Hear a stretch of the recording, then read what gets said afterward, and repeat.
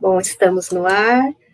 Bom dia a todas e todos. É com imensa felicidade que nós damos as boas-vindas a vocês, que nos acompanham de várias partes do Brasil, né? Nós estamos aqui começando o segundo dia do primeiro ENAP, Encontro de Avaliação em Perspectiva, com muita energia positiva. Então, as palestras de ontem foram duas, né? Nós estamos na terceira agora, renderam discussões muito interessantes e nós esperamos que vocês estejam aproveitando bastante esse evento, que foi planejado com muito carinho. E só lembrando que todas as palestras ficarão disponíveis no Moodle da UEM, tá? Até o dia 5 de maio, e é preciso assistir a todas elas para receber o certificado, ok? E depois dessa data, os vídeos serão divulgados no canal do YouTube do Grupo Avaliação e Linguagem. Então, eu aproveito para deixar o convite para que vocês se inscrevam e fiquem por dentro das novidades do nosso grupo de pesquisa. Bom, hoje nós estamos aqui com a professora Giovana Moleiro Fernandes. Bom dia, Giovana. Bom dia, Leila. Bom dia, pessoal. Então, nós vamos falar sobre avaliação em contexto de ensino remoto. Né? A Giovana é mestranda em estudos da linguagem pela Universidade Estadual de Londrina. No momento, ela atua no ensino de língua inglesa e Instituto de Idiomas. Ela tem experiência na área de educação, com ênfase em ensino-aprendizagem e avaliação de língua inglesa, e desenvolve sua pesquisa na área de letramento em avaliação. Os interesses de pesquisa dela são letramento em avaliação e avaliação orientada para aprendizagem de línguas. Então, agora, sem mais delongas, eu passo a palavra para a professora Giovana. É com você.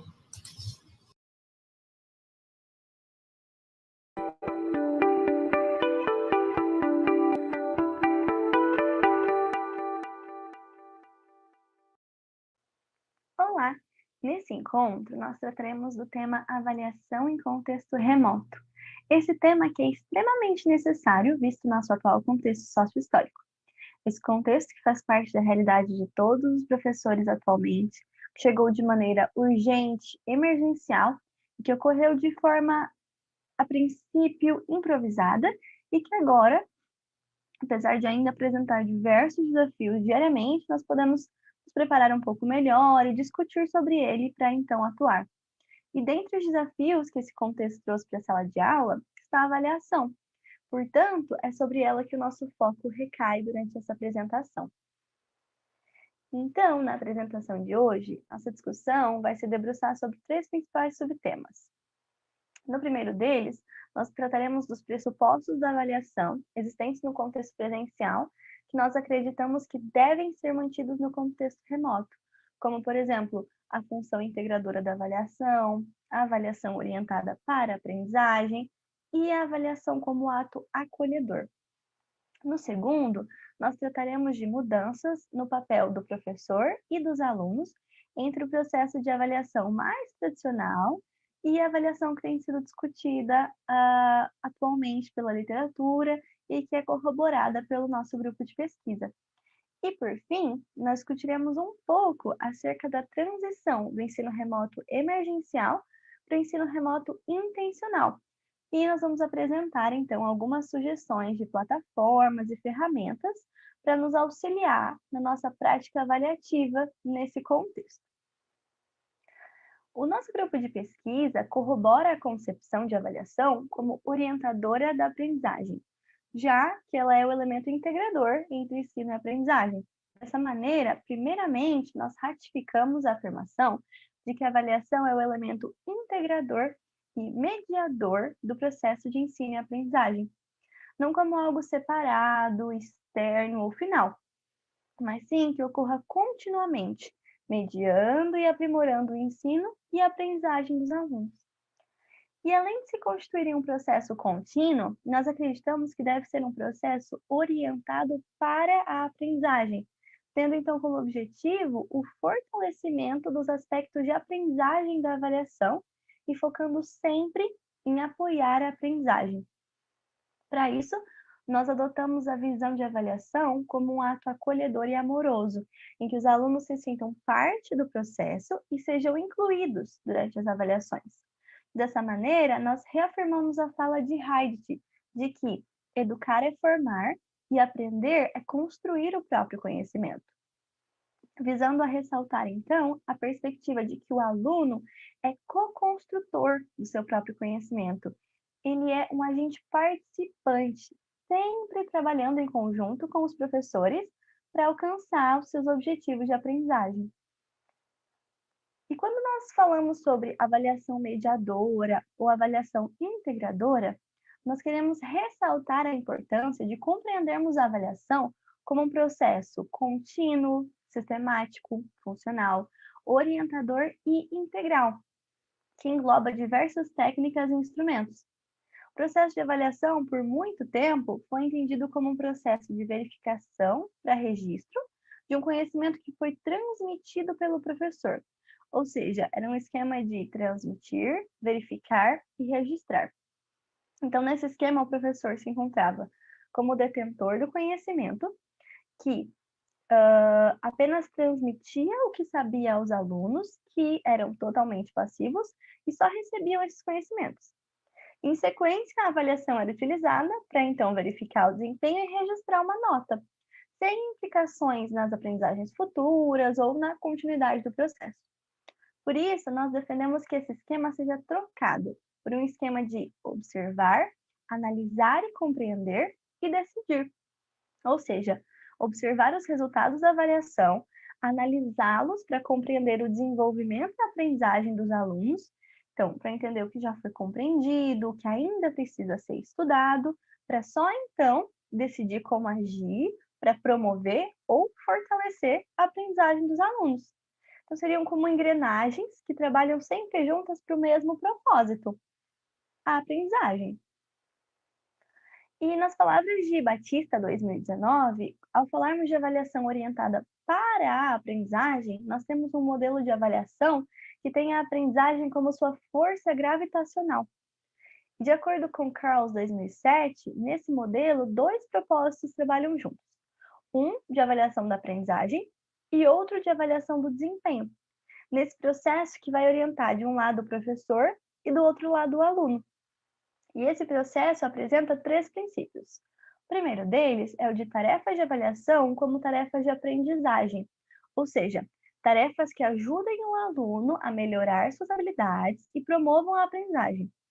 O segundo seria, alunos envolvidos no processo através de autoavaliação e avaliação pelos pares, para que os alunos estejam ativamente engajados no processo e, como consequência, tenham maior ciência do processo de avaliação e desenvolvam uma maior autonomia, o que pode levar a uma maior motivação. O terceiro princípio se refere ao uso de feedback como feed-forward, ou seja, o oferecimento de um feedback efetivo em momentos oportunos que impacte a aprendizagem futura dos alunos, visando, então, a melhorar a sua performance, mas não somente nessa tarefa avaliativa do momento, mas que cause um impacto maior e mais duradouro que sirva para tarefas futuras. Como exemplo de uma avaliação orientada para a aprendizagem, nós podemos citar a produção de um vídeo. O professor pode mostrar alguns exemplos de vídeos, discutir com os alunos os detalhes e os aspectos principais necessários naquele vídeo que eles irão produzir, negociar os critérios com os alunos, tornando-os parte do processo e oferecer feedback efetivo, com oportunidades de refacção. Além disso, o professor pode promover a autoavaliação e a avaliação por pares, através de fichas com sentenças afirmativas, por exemplo, com relação aos critérios previamente negociados com os alunos, e então os alunos podem realizar a apresentação da versão final do próprio vídeo. No nosso último dia de evento, na sexta-feira, nós teremos um outro encontro que tratará apenas dessas três estratégias: a autoavaliação, a avaliação por pares e o oferecimento de feedback. Ok? Então, se você quiser saber mais um pouco sobre isso, nós vamos tratar disso em um outro encontro. Bom, no atual cenário de distanciamento, de ensino remoto, nós sabemos que algumas dificuldades têm se agravado, como, por exemplo, a desmotivação, o enfraquecimento de vínculos, o enfraquecimento do senso de propósito. E visto essa situação, Nós acreditamos que a concepção de avaliação como ato acolhedor de Lucchesi se mostra cada vez mais pertinente. De acordo com o autor, a avaliação deve assumir uma postura amorosa, acolhedora e inclusiva, diferente da prática tradicional escolar de avaliação, que assume uma postura classificatória e, consequentemente, autoritária, excludente, ameaçadora e até mesmo de caráter disciplinador. A perspectiva do autor, que é corroborada por nosso grupo de pesquisa, é de que a avaliação deve servir à aprendizagem. E essa função da avaliação só é possível quando ela acontece por meio de um ato acolhedor. Então, nas palavras do autor, a avaliação tem por base acolher uma situação, para então, e só então, ajuizar a sua qualidade, tendo em vista dar-lhe suporte de mudança se necessário. A avaliação, como ato diagnóstico, tem por objetivo a inclusão e não a exclusão. A inclusão e não a seleção, que obrigatoriamente conduz à exclusão. O diagnóstico tem por objetivo aquilatar coisas, atos, situações, pessoas, tendo em vista tomar decisões no sentido de criar condições para a obtenção de uma maior satisfatoriedade daquilo que se esteja buscando ou construindo. Dessa maneira, a avaliação diagnóstica se mostra como um ato amoroso e de inclusão dos alunos, que abre espaço para entender as particularidades de cada aluno e levá-los a uma aprendizagem mais satisfatória, levando em consideração suas experiências próprias e permitindo assim ao professor que ofereça melhores condições aos seus alunos para terem uma melhor performance e para terem melhores resultados ao longo do processo de ensino e aprendizagem. Vale ressaltar também que, nesse atual momento de pandemia que nós todos nos encontramos, tanto alunos quanto professores se sentem cansados e sobrecarregados em diversos momentos. Não apenas com os estudos ou com a escola, a universidade, mas com toda a situação mundial. Por isso, essa avaliação amorosa e acolhedora se faz ainda mais necessária.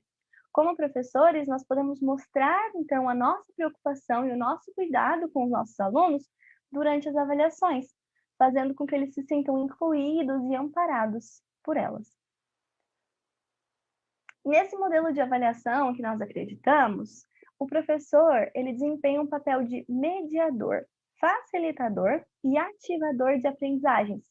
Então, ele não é um detentor de todo conhecimento e nem vai apenas transmiti-lo, mas antes ele vai orientar os alunos e problematizar os conteúdos de uma forma pertinente e motivadora, a fim de que eles desenvolvam autonomia diante do objeto de aprendizagem.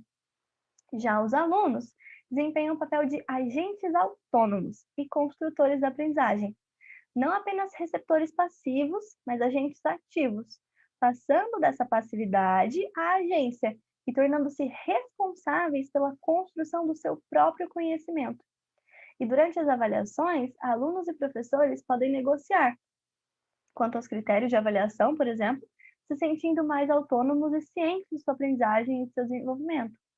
Como nós dissemos há pouco, nossa avaliação pode acontecer de uma forma que o aluno participe, se sinta incluído, tenha sua voz ouvida e seja representado nela. E em meio a essas mudanças nos papéis dos professores e dos alunos, nós percebemos que a utilização das metodologias ativas pode ser uma importante aliada, tanto durante o contexto de ensino remoto, como no pós-pandemia, que ainda virá.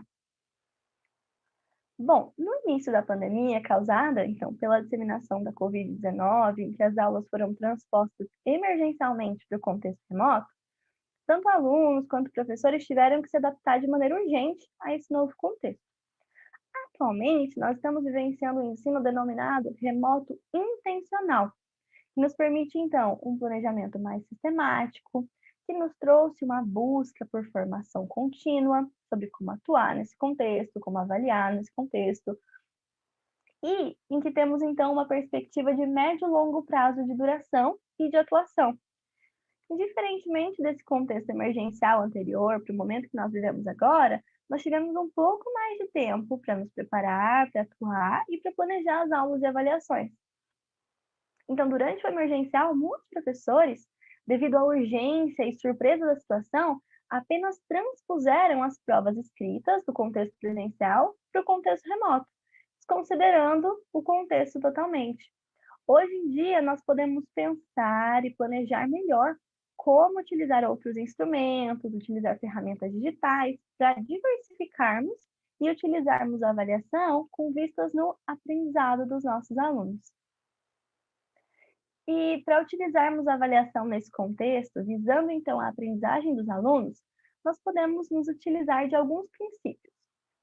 Nós seguimos acreditando no potencial da ênfase no processo e do caráter contínuo da avaliação. Nós acreditamos também que podemos otimizar e aprimorar aquilo que já temos utilizado. Nós precisamos também ter objetivos de aprendizagem claros, desenvolver instrumentos de avaliação adequados e variados, que alcancem, então, a maior diversidade de alunos possível, e critérios bem definidos e compartilhados com os alunos, para que eles compreendam e sejam parte do processo. O foco na interação, que leva em consideração a participação e o engajamento em atividades síncronas ou assíncronas, e um feedback efetivo que traga resultados para a aprendizagem do aluno. Por fim, faz-se necessário ressaltar que a avaliação é meio, ela não é fim. Ela é o elemento integrador e não apenas o registro de desempenho. Então, em vez de fazermos avaliação, nós devemos usar a avaliação de maneira apropriada para alcançar os nossos objetivos de aprendizagem. Além disso, a avaliação deve levar à ação e não à reação. Os resultados obtidos através dos instrumentos avaliativos devem nos levar a reorganizar a nossa ação pedagógica. Portanto, a avaliação nos auxilia a decidir como agir em sala de aula, visando aprimorar a aprendizagem e o desempenho dos alunos. Nós ainda ressaltamos que o ponto de partida não é como avaliar, e sim para que avaliar. Isso é, com qual propósito, então, nós vamos utilizar a avaliação. E, a fim de auxiliar, então, na escolha das plataformas, das ferramentas para nós utilizarmos a avaliação nesse contexto remoto e poder diversificar um pouquinho as nossas avaliações, nós trouxemos alguns exemplos divididos em 4 categorias. As categorias são ferramentas de interação, projetos colaborativos, atividades competitivas e conteúdos multimodais. Então, após a definição dos objetivos de aprendizagem de maneira clara e da escolha do instrumento que vai ser utilizado, nós podemos escolher e tirar proveito, então, da ferramenta que melhor se adapte e ou sirva ao nosso propósito. Então, quanto às ferramentas de interação, nós podemos citar Mentimeter, perguntas e respostas do Canva, Wordwall e plataformas para fóruns como o Google, Classroom, o Moodle ou até mesmo o Facebook. Já quanto a projetos colaborativos, nós podemos criar documentos compartilhados, murais digitais através do Padlet, blogs, apresentações através do Jamboard, páginas no Facebook e sites através do Google Sites ou do Wix. Quando a intenção for a criação de atividades competitivas, nós podemos utilizar o Kahoot, o Quizlet ou o Quizzes. E, por fim, para a criação de conteúdos multimodais, nós podemos propor atividades avaliativas de aprendizagem através de vídeos, pelo Adobe Spark ou pelo PowerPoint, podcasts pela plataforma Anchor, infográficos pelo Canva, mapas conceituais que podem ser criados tanto pelo Canva ou pelo Lucidchart, e até mesmo livro-jogo pela plataforma Google Forms. E nós ressaltamos, então, que independentemente da plataforma, ferramenta ou instrumento escolhido, a relevância é colocarmos sempre o foco na aprendizagem do aluno e no seu desenvolvimento. Então, agora nós vamos citar alguns exemplos de instrumentos que nós podemos utilizar essas ferramentas para usar em sala de aula, então. Como exemplo, então, de ferramentas de interação, nós gostaríamos de citar os fóruns. Os fóruns podem acontecer através de várias plataformas, como eu acabei de mencionar, o Google Classroom, o Moodle, certo? Então, os fóruns são atividades que estimulam a interação entre os alunos e o professor. Além disso, eles estimulam a compreensão e a produção escrita, a exposição de opiniões e a argumentação. Nesse tipo de atividade, os alunos se encontram em uma situação real, que eles poderiam se encontrar naturalmente enquanto acessando a internet. Dessa maneira, a participação dos alunos se torna mais significativa para eles. E essa produção, mesmo que em contexto de sala de aula e sobre um tópico escolhido por interesses didáticos, a atividade faz com que os alunos vejam sentido em agir, respondendo a perguntas e reagindo aos comentários e comentando nas respostas dos colegas. Já em relação aos projetos colaborativos, nós gostaríamos de mencionar os murais digitais criados através do Padlet, para exemplificar. Bom, nesses murais digitais, diversos alunos podem trabalhar juntos, em colaboração, para preparar um mural com as informações requisitadas e necessárias para aquela atividade. E a depender do objetivo de aprendizagem e da instrução da atividade, esse tipo de atividade pode desenvolver a colaboração entre os alunos, a criação de conteúdos, além de ter a possibilidade de mobilizar, então, alguns aspectos multimodais durante a sua realização. Um aspecto bem interessante dessa plataforma Padlet é a diversidade de arquivos que os alunos podem usar para compor os murais, desde textos, imagens, até arquivos de áudio. E no exemplo que nós trouxemos aqui, nós temos um mural sendo usado como portfólio, em que os alunos colocariam as informações a respeito do tema nesse mural para organizar e agrupar os conteúdos, visando a expor um tema através do mural. E nós ressaltamos, então, que essa é uma possibilidade e que cada conteúdo específico, cada contexto pode fazer uso dessa plataforma da maneira que mais se adeque ou sirva aos propósitos. Já as atividades competitivas trazem mais leveza para as atividades avaliativas e deixam os alunos mais animados para realizá-las. Então, podem ser criadas atividades de perguntas e respostas com múltipla escolha, em que os alunos participam através dos seus próprios dispositivos. E a participação pode acontecer individualmente ou em grupos. E esse tipo de atividade é interessante para diversificar os instrumentos utilizados, e entre os seus benefícios nós podemos citar a facilidade, a agilidade e o feedback instantâneo, que pode ser discutido com os alunos no momento do jogo. E bom, quando nós vamos propor atividades aos nossos alunos que mobilizem conteúdos multimodais, nós damos a eles a oportunidade de utilizar sua capacidade criativa para produzir algo novo e original. Nós podemos pensar em vídeos, podcasts e infográficos e em seu potencial de que os alunos expressem suas ideias, opiniões e conhecimentos através de modos de representação e gêneros diferentes, cada um com suas particularidades, em que os alunos estariam construindo conhecimento ao mesmo tempo que produzem. Anteriormente, nessa apresentação, nós citamos como exemplo de avaliação orientada para a aprendizagem a produção de vídeos. Então, nesse momento, nós citamos a criação de podcasts. Podcast, que é um gênero que vem crescendo a cada dia, que provavelmente faz parte do dia a dia dos alunos. Sendo assim, ao se depararem com esse gênero em sala de aula, eles conseguem fazer sentido dessa atividade avaliativa de aprendizagem.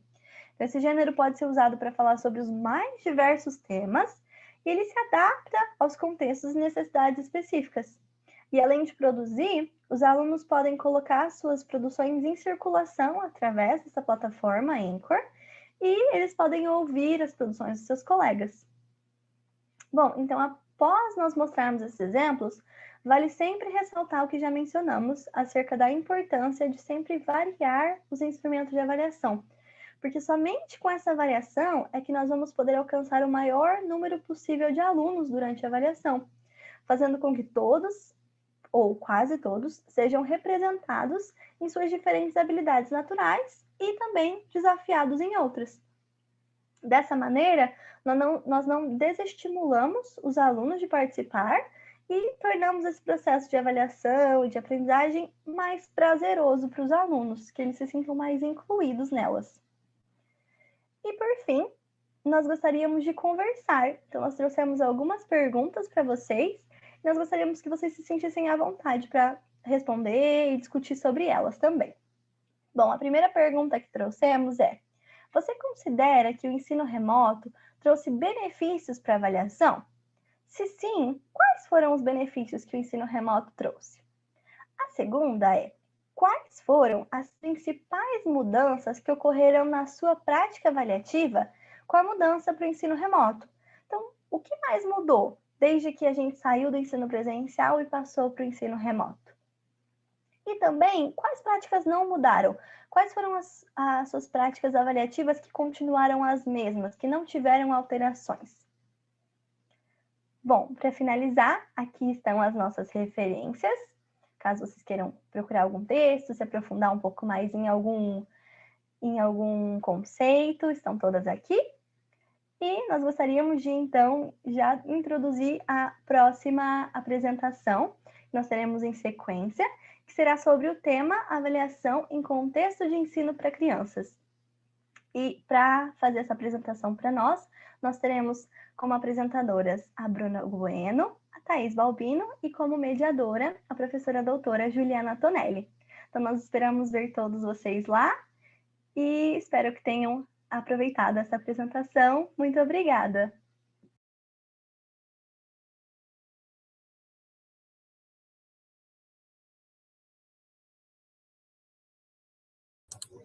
Voltando aqui, então, obrigada, Giovana, pela sua fala.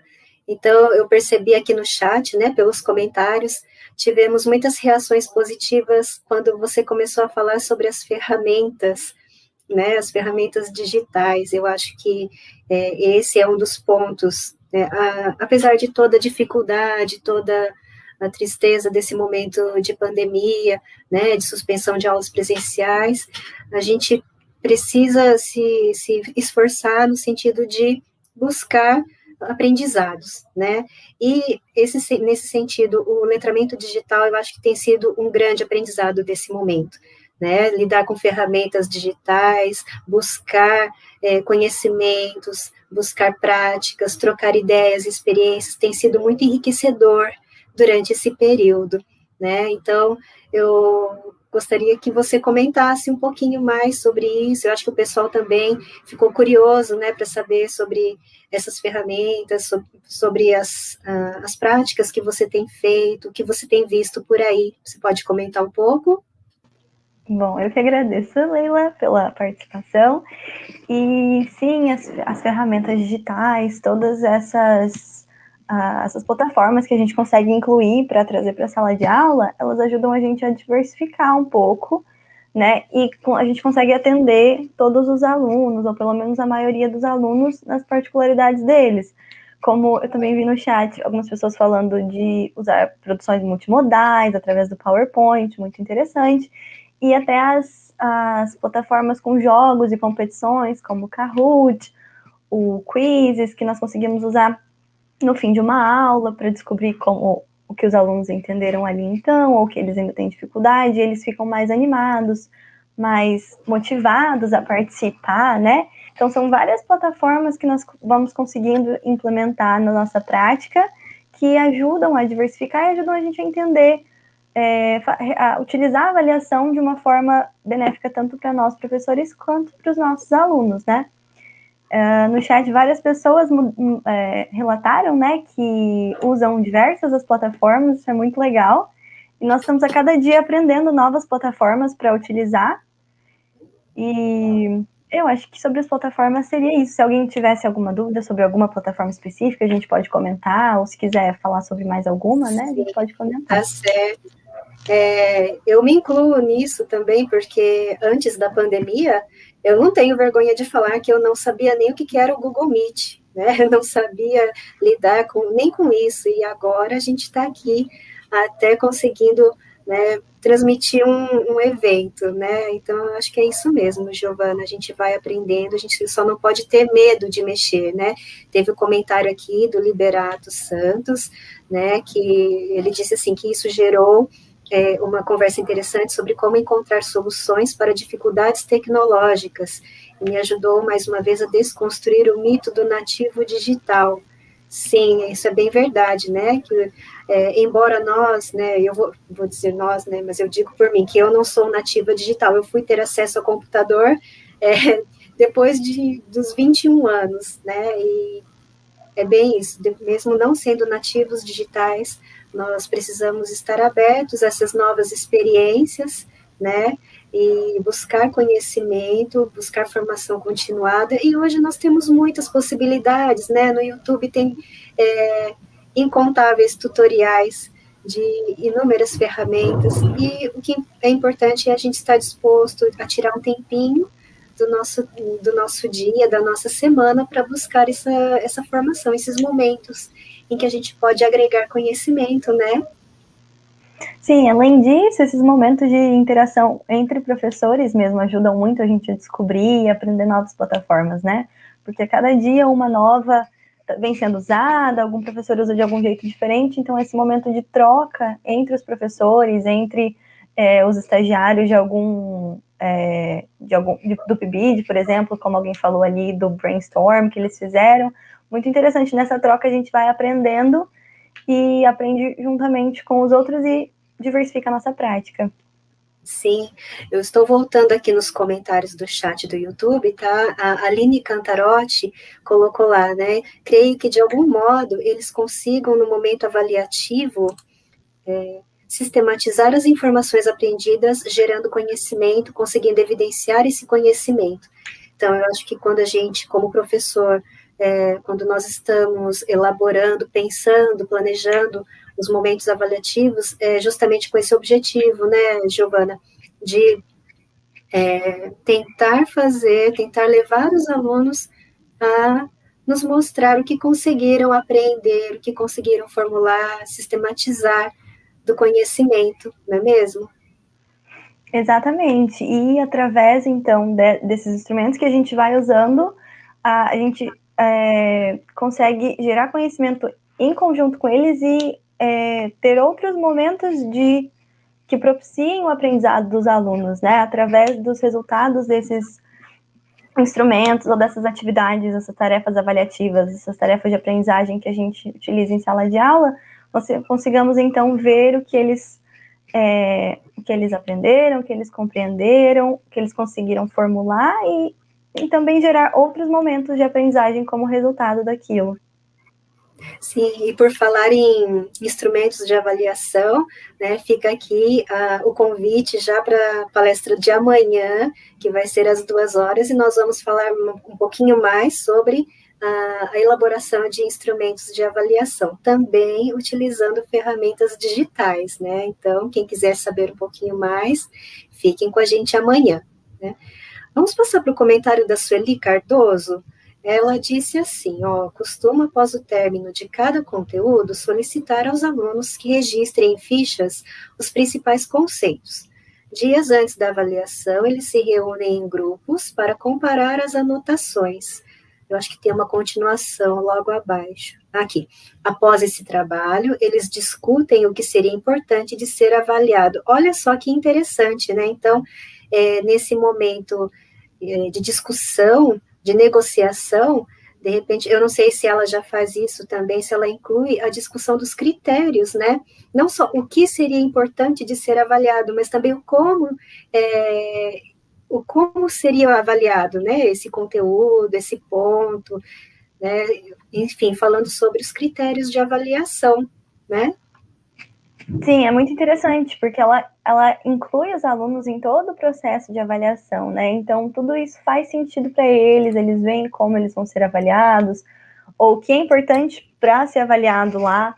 Então, é bem interessante esse momento que a Sueli realiza com os alunos dela, de colocar eles, envolver eles mais, porque eles acabam desenvolvendo uma autonomia sobre a aprendizagem deles, né? Então, o que com certeza tem resultados benéficos depois, essas avaliações que ela realiza. Uhum, isso mesmo. Aí nós temos aqui mais abaixo o comentário do Gladson, do nosso grupo, né? Ele está dizendo que a próxima atividade avaliativa vai ser com uma turma de graduação e ele vai propor a gravação de podcasts, né? E isso está muito em alta, né? A gente não via muito esse tipo de instrumento de avaliação até antes da pandemia, né? Bom, pelo menos eu não conhecia. Então, é uma novidade aí que a gente está precisando precisando buscar, precisando ver como que faz para incluir na nossa prática também, né? Eu mesma não conhecia.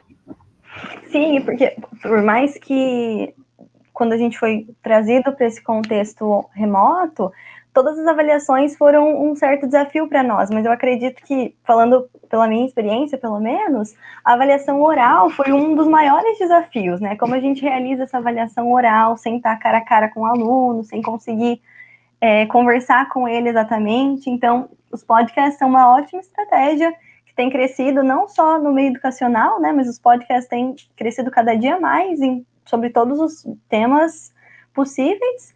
Então, trazer para a gente aqui é só mais uma forma de pegar uma prática do dia a dia dos alunos e colocar na nossa sala de aula, fazendo sentido para eles. Sim, principalmente para nós que somos da área de línguas estrangeiras, né, de línguas, enfim, né, é uma forma também de avaliar a produção oral, né, que fica um pouco prejudicada mesmo devido ao contexto de ensino remoto, né? Sim, Leila. Certo, aqui, opa, foi um pouquinho para baixo, rápido aqui, a Elisa, né, tá falando aqui que as práticas que não mudarão, que acho que ela já está se referindo às perguntas que você colocou no seu slide, né, as práticas, aqui às 10h30, Elisa Magalhães, as práticas que não mudaram é a aula expositiva, sem as metodologias ativas. A diferença que vejo na minha faculdade é que as aulas duram menos de 1 hora, mas continuam expositivas. Deixa eu ler de novo aqui, que você lendo, eu fiquei um pouquinho com... Uhum.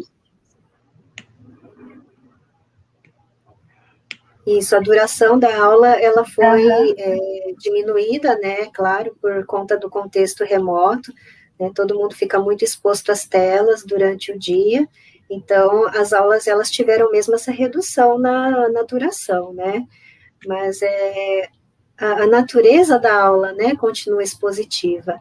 O interessante, então, seria a gente investir no conhecimento de outras metodologias para fazer o ensino remoto funcionar de uma forma um pouco mais atraente para os alunos, né, e mais funcional para os professores também. Sim, porque até mesmo se a aula continuou expositiva, que ela já vinha sendo, né, e as metodologias ativas, elas já vêm acontecendo desde antes do ensino remoto, elas só precisariam ser um pouco mais fortalecidas, digamos assim, aprimoradas para cá, para esse nosso contexto, né? E seria interessante, então, o estudo dessas metodologias ativas para a gente conseguir, então, deixar os alunos deixar as aulas menos cansativas, deixar esse momento todo mais prazeroso para os alunos, no momento de aprendizagem. Certo. Nós temos uma pergunta aqui da Aline Cantarotti. A indicação é diversificação de instrumentos avaliativos. Há alguma dica de como minimizar os impactos no fator tempo que os docentes não têm? Bom, o tempo, na nossa profissão, o tempo sempre foi uma coisa quase escassa, né? A gente tem que preparar muita coisa, tem sempre muito trabalho.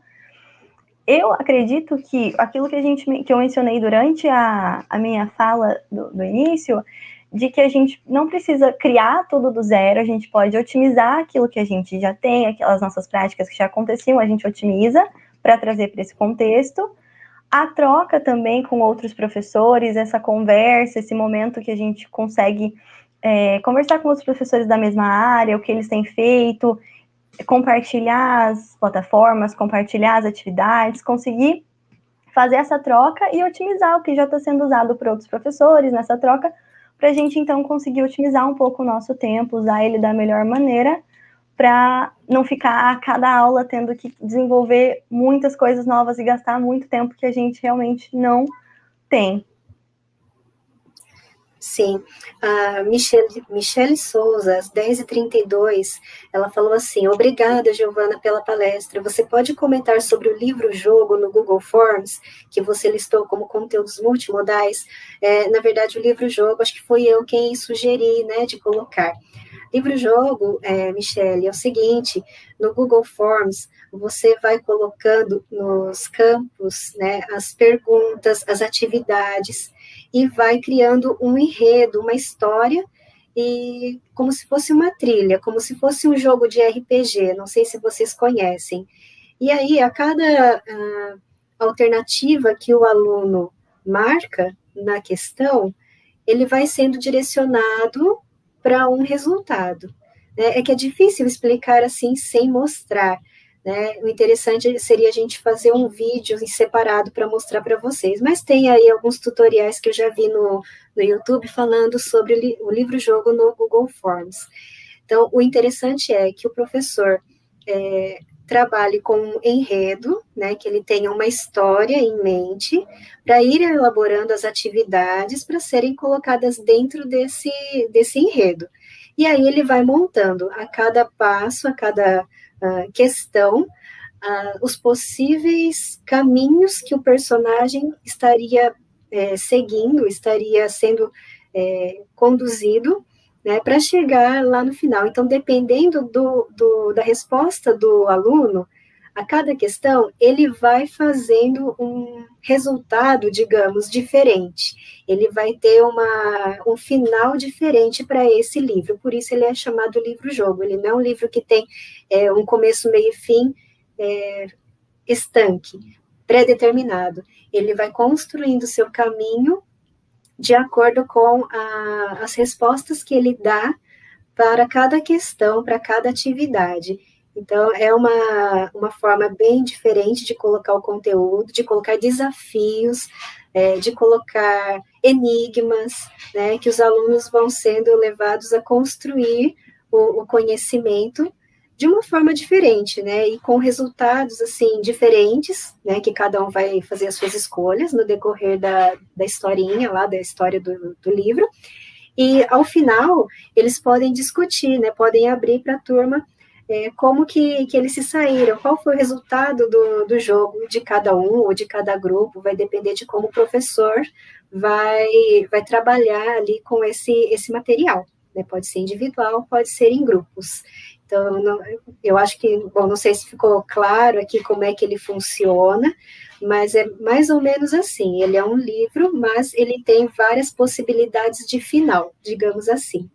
E aí a gente pode depois, de repente, colocar o link para algum tutorial lá no Moodle, o que vocês acham?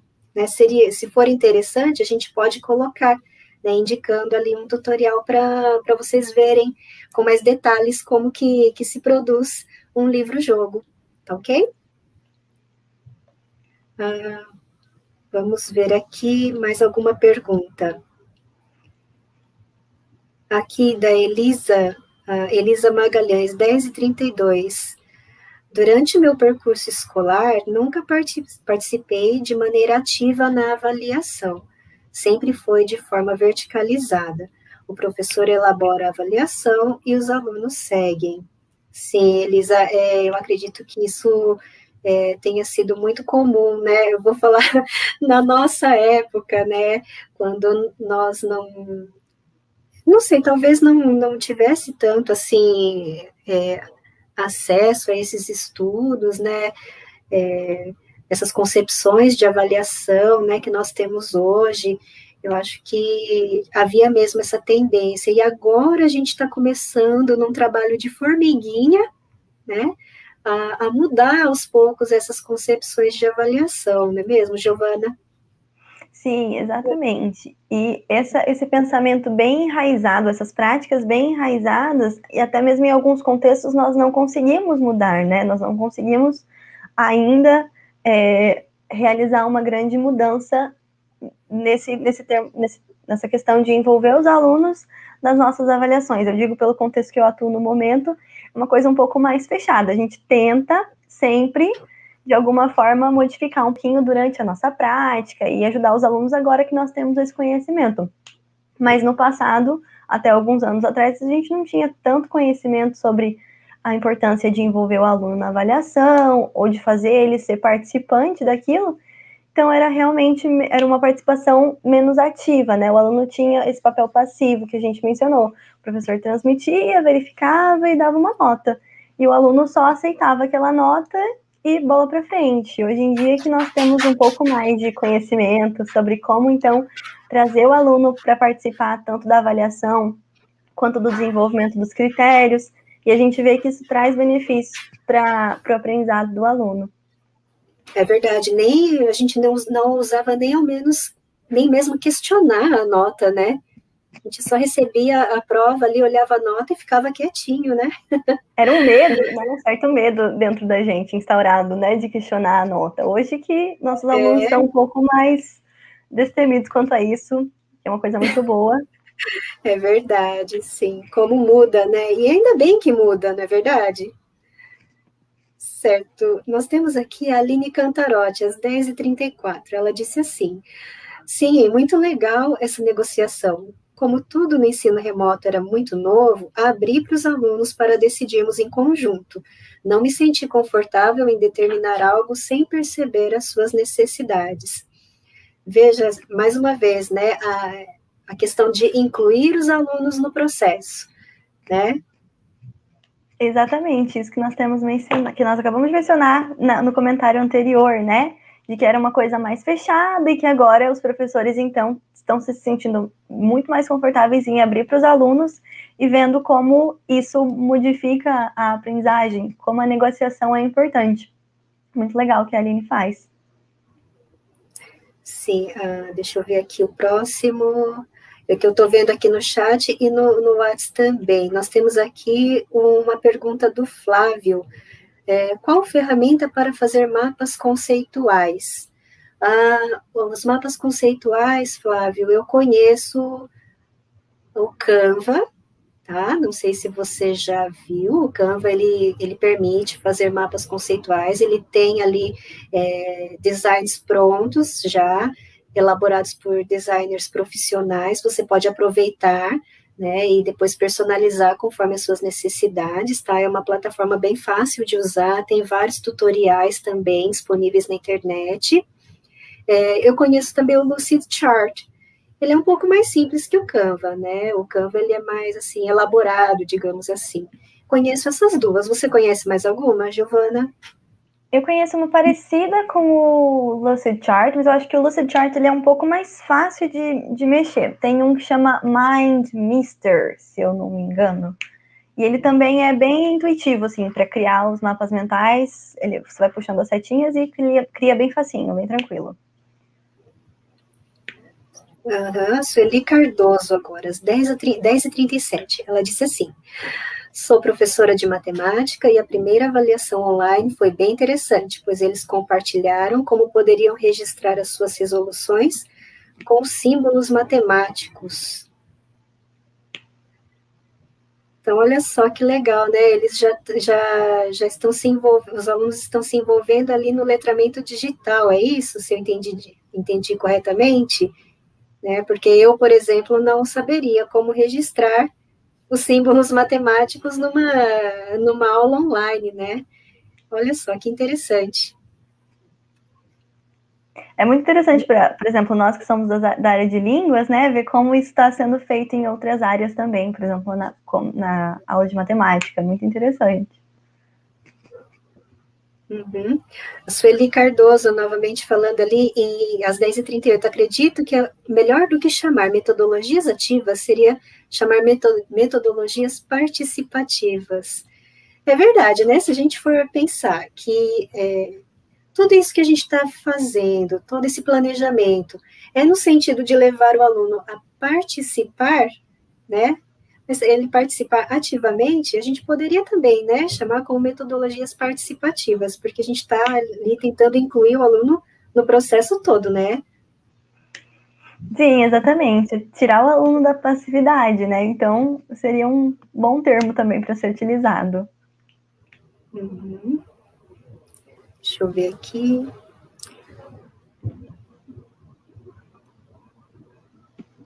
Eu estou aqui buscando as perguntas no chat. Perdão se eu pulei alguma, tá, gente? Mas depois a gente vai filtrar novamente. Ah, tá. Deixa eu até dar um recadinho aqui que eu lembrei agora. Se por um acaso a gente não conseguir responder alguma pergunta, não conseguir debater aqui, né, ao vivo, nesse momento síncrono, mas em um momento posterior a gente vai pegar essas perguntas novamente e podemos fazer um debate puxando lá para o nosso canal, tá? Aí a gente debate essas perguntas com um pouco mais de calma, né, com com mais tempo e com mais exemplos preparados daí para responder de uma forma um pouco mais aprofundada, tá ok? Aqui na tela, opa, saiu da tela a pergunta, voltou aqui, Josiane Medeiros, experimentei o mapa mental e a troca das informações entre grupos. A receptividade dos alunos foi muito boa. Normalmente eles gostam muito, né, dessas novidades, digamos assim, né, de tecnologias. Eu penso até que eles interagem de uma forma até mais espontânea, né, quando a gente apresenta uma ferramenta nova, algo que tenha interatividade, que tenha movimento, que tenha som e imagem, né? Sempre eles aproveitam quando nós damos estímulos diferentes, né, através de ferramentas ou coisas diferentes, eles gostam. E para qualquer idade, né, desde os mais novos até os mais velhos, quando a gente modifica alguma coisa, faz alguma coisa que é um pouco mais interessante, ou diferente do usual, do que eles estão acostumados, eles aproveitam bastante. Sim, aqui, por último, o grupo aqui colocou, né, às 10h49, que a professora destacou que nós temos que tomar cuidado também, a participação dos alunos tem que ser estratégica e não em todos os momentos. Sim, a gente tem que saber ali o nosso objetivo, né, tem que estar coerente. O que a gente quer com aquela atividade, né, é o primeiro passo, definir os objetivos, para que eu vou avaliar, né, para que eu estou utilizando esse momento, né, e aí, então, a partir desse objetivo, traçar os momentos e as formas com as quais a gente vai solicitar a participação dos alunos, né, Giovana, o que você pensa sobre isso? Sim, eu concordo. É importante que os alunos interajam, que eles se sintam participantes, que eles tenham a voz deles ouvida, mas nós temos que usar também o nosso conhecimento, os nossos objetivos, saber onde a gente quer chegar, o que a gente quer atingir, e então usar de maneira estratégica, como a professora Viviane destacou, então, para que eles se sintam parte do processo, que ocorra a negociação, mas não em todos os momentos, ainda pensando sempre nos objetivos de aprendizagem e no lugar onde a gente quer chegar com o ensino, com todo o nosso processo. Sim, e nós temos também um outro comentário aqui da professora Viviane, né? Se nós temos alguma sugestão para substituirmos as aulas expositivas por aulas mais interativas. Bom, eu indicaria aqui o Genially, né? Uma ferramenta bem interessante que permite acrescentar momentos interativos nas aulas, né? É claro que a gente não consegue mostrar, assim, falar com muita profundidade agora, seria o ideal mostrar as imagens, né? Mas a gente pode deixar também o tutorial depois, né? Conheço o Genially, conheço também o Nearpod. Nearpod também é uma ferramenta que permite a criação de aulas interativas. Mas, mais uma vez, a gente está dando vários spoilers aqui da apresentação de amanhã à tarde, tá, gente? Nós estamos falando bastante sobre as ferramentas, né? Claro, está no contexto de ensino remoto, a gente tem mesmo que explorar, né, todo esse potencial e aprender mesmo, né? Isso que vale, é a nossa vontade de trazer essas novidades para dentro da nossa sala de aula e oferecer o melhor para os nossos alunos, né? E você, Gi, você tem mais alguma sugestão para aulas interativas? Bom, eu acho que além das ferramentas, eu acho que eu não conheço mais nenhuma ferramenta fora do que a gente já mencionou, que você já adicionou, mas eu acho que a gente pode sempre se aprofundar nas metodologias ativas que nós temos mencionado, então, desde o início, para então tornar as aulas mais interativas ou com uma participação maior dos alunos, para que não seja tão expositivo, com um foco tanto na figura do professor como um detentor de conhecimento, só falando sobre isso, o aprofundamento nas metodologias ativas e como fazer os alunos participarem mais das aulas, serem mais participantes, seria bem interessante. Eu acho uma boa estratégia.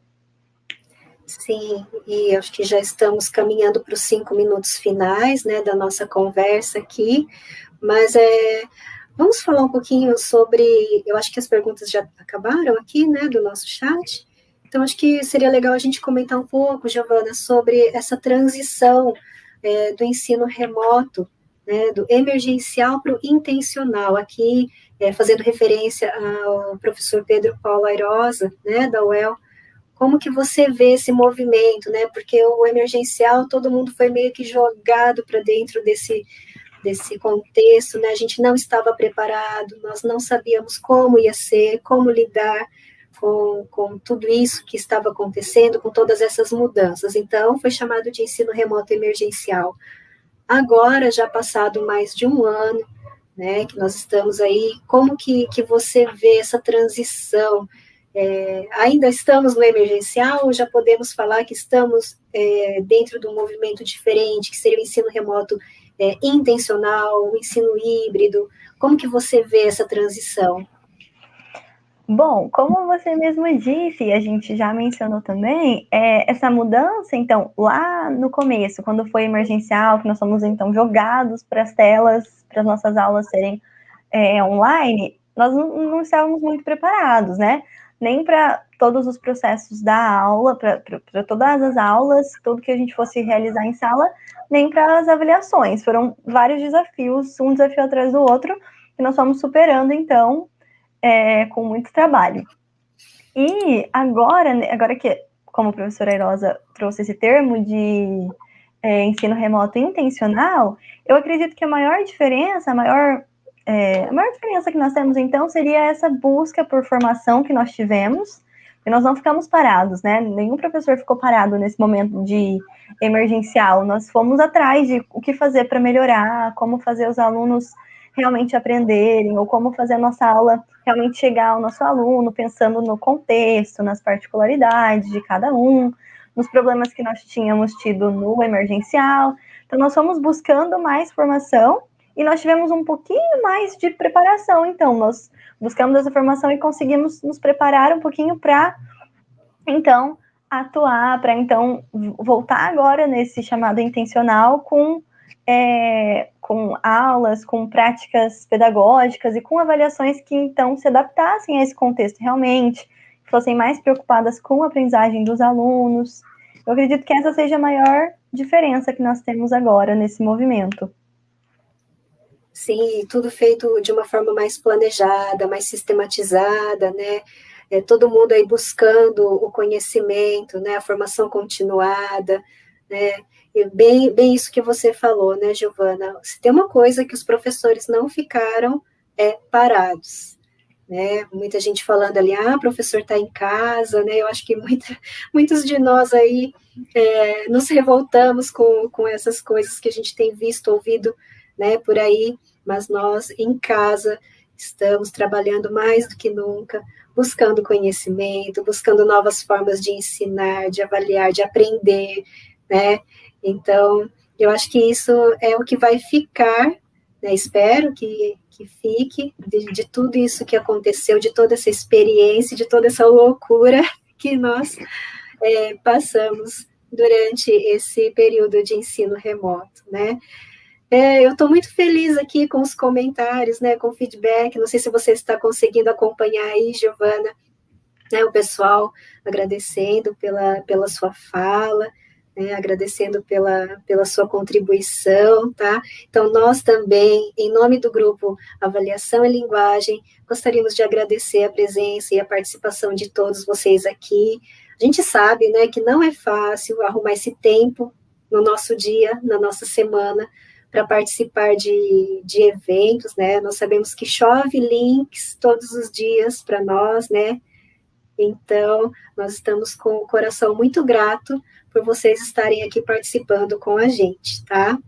E isso eu vou passar para a Giovana, então, fazer os agradecimentos finais.